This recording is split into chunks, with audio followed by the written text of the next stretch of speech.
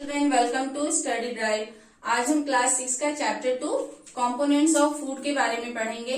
First chapter में हमने sources of food के बारे में पढ़ा था और इस चैप्टर में हम कंपोनेंट्स ऑफ फूड के बारे में पढ़ेंगे, जिसमें कि न्यूट्रिएंट्स के बारे में आपको बताएंगे, बैलेंस डाइट के बारे में आपको बताएंगे और डिफिशियंसीज डिजीजेस के बारे में हम आपको बताएंगे।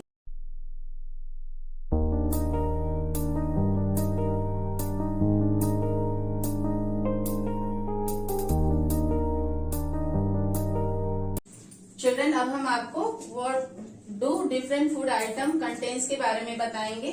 जो हम चिल्ड्रन देखिए, जो हम डिफरेंट फूड आइटम खाते हैं उसमें क्या मिला होता है, इसके बारे में हम आपको बताएंगे। Ingredients contain some component that are needed by our body, this components are called nutrients. Ingredients बेटा जो भी मतलब जो रॉ होती हैं, जैसे कि हमने जो फूड आइटम हमने खाया है उसमें जो भी रॉ मटेरियल, रॉ चीजें मिली होती हैं उसको कहते हैं, जो कि हमारे बॉडी के लिए, जो कंपोनेंट हमारी बॉडी के लिए नीड होता है, उसकी आवश्यकता होती है। और ये कंपोनेंट जो होते हैं वो क्या कहलाते हैं? न्यूट्रिएंट्स कहलाते हैं। कुछ न्यूट्रिएंट्स हमारे शरीर के लिए बहुत आवश्यक होते हैं, जैसे कि protein, fats, vitamin, carbohydrate and minerals. And in addition food contains dietary fibres and water which are also needed our body. इसमें बेटे देखिए, फूड आइटम में डाइटरी फाइबर्स का और वाटर का होना भी हमारे शरीर के लिए बहुत आवश्यक होता है, लेकिन हम इसके बारे में आगे आपको बताएंगे। आइए चिल्ड्रन, अब हम आपको कार्बोहाइड्रेट्स के बारे में बताते हैं। There are many types of carbohydrates. The main carbohydrates found in our food are in the form of starch and sugar.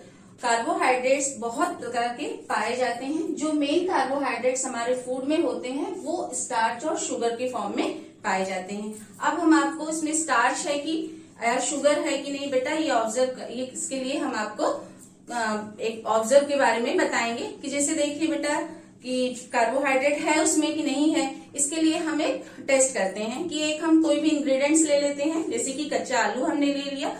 कच्चा आलू को कट करके हमने उसमें 2-3 ड्रॉप्स आयोडीन डाला। उसके बाद फिर थोड़ी देर बाद हम उसको ऑब्जर्व करते हैं और देखते हैं कि अगर उसका कलर काला और नीला पड़ जाता है तो हम समझते हैं कि उसमें कार्बोहाइड्रेट्स है।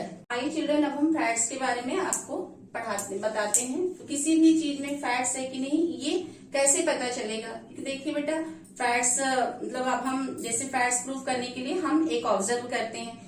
फैट्स के लिए हमने जो भी कोई भी फूड इंग्रेडिएंट्स लिया और उसको हमने फूड इंग्रेडिएंट्स को हमने एक पेपर में के ऊपर रख दिया। फिर थोड़ी देर बाद उसको ऐसे ही रहने देते हैं। कुछ देर के बाद जब हम उसको उठाते हैं तो देखते हैं कि उसमें ऑयल के धब्बे लग जाते हैं। तो इससे ये प्रूफ होता है कि उस इंग्रेडिएंट्स में फैट्स पाए।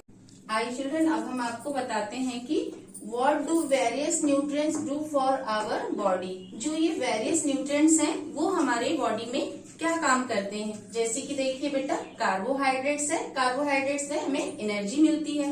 और नेक्स्ट देखिए फैट्स है, फैट्स भी हमें एनर्जी देता है, लेकिन फैट्स में कार्बोहाइड्रेट से ज्यादा एनर्जी पाई जाती है। उसके बाद देखिए प्रोटीन्स है, प्रोटीन्स बॉडी बिल्डिंग न्यूट्रिएंट्स है जो हमारे शरीर को मजबूती प्रदान करता है।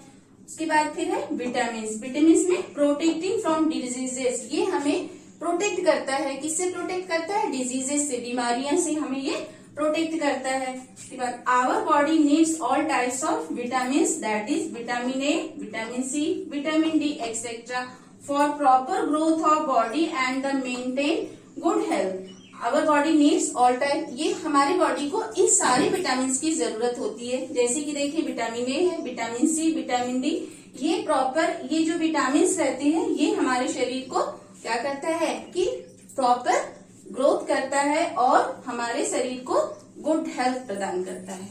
आइए चिल्ड्रन, अब हम डाइटरी फाइबर्स के बारे में पढ़ते हैं। They are also known as roughage, ये रफेज के नाम से भी जाने जाते हैं। Roughage is mainly provide by plant in our food. Roughage जो होते हैं वो प्लांट्स के रूप में हमको प्रोवाइड करते हैं।